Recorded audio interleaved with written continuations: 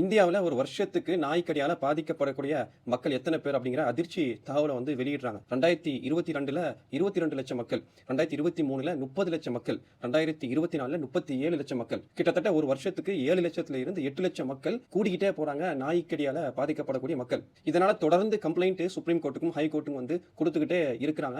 அதனால உச்சநீதிமன்றமே முன் வந்து சுவமோட்டோவா அந்த கேஸை எடுத்து அலசி ஆராய்ஞ்சு ஒரு முடிவுக்கு வர்றாங்க. ஒரு தீர்ப்பை வந்து குடுக்குறாங்க. முதல் கட்டமாக 5 பெருநகரங்கள்ல இருக்கக்கூடிய அந்த தெரு நாய்களை NCR சொல்லக்கூடிய new capital region new Delhi இருக்கக்கூடிய அந்த பகுதிகள், குர்காம், காசியாபாத், நொய்டா இப்படிங்கிற 5 பெருநகரங்களுக்கு ஆர்டரை போடுறாங்க. முதல் கட்டமாக தெருவில் இருக்கக்கூடிய இந்த நாய்களை ரிமூவ் பண்ணுங்க. அதுக்குன்னு தனியா அரசுக்கு சொந்தமா இருக்கக்கூடிய அந்த புறம்போக்கு நிலங்கள்ல தனியா ஒரு காப்பகத்தை அமைச்சு அங்க வந்து காப்பாத்துங்க அப்படிங்கிற ஆர்டரை வந்து போடுறாங்க.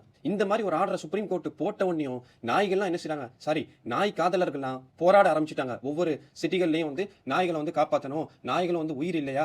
இதுல மிக முக்கியமா பீட்டா போன்ற அமைப்புகள் ஜல்லிக்கட்டை தடை பண்ணாங்கல்ல, மாடை வந்து துன்புறுத்துறாங்க அப்படிங்கிற போராட்டத்தை முன்னெடுத்து சுப்ரீம் கோர்ட்ல இதற்காக வந்து தடை வாங்கினாங்க. இது போன்ற அமைப்புகள்லாம் மிகப்பெரிய போராட்டத்தை நடத்தி பேச்சு பொருளாக்கி தெரு நாய்களை வந்து ரிமூவ் பண்றதின் மூலமா நாய்கள் மேல கருணையே இல்லை இந்த மக்களுக்கு.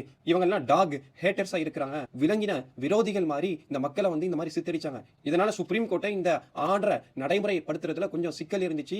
அதை ஏதோ நிறுத்தி வச்ச மாதிரி தோணுச்சு. ஆனா மீண்டும் சுப்ரீம் கோர்ட் அழுத்தம் திருத்தமா கொடுத்திருக்காங்க. இந்த மாதிரி தெரு நாய்களை ரிமூவ் பண்ணும்போது அதற்கு தடையா எந்த ஒரு தனிநபரோ எந்த ஒரு ஆர்கனைசேஷனோ வந்து நின்றா அவர்கள் மேல சரியான முறையில சட்ட நடவடிக்கை எடுங்க அப்படிங்கிற தீர்ப்பை மீண்டும் கொடுத்திருக்காங்க உச்சநீதிமன்றம்.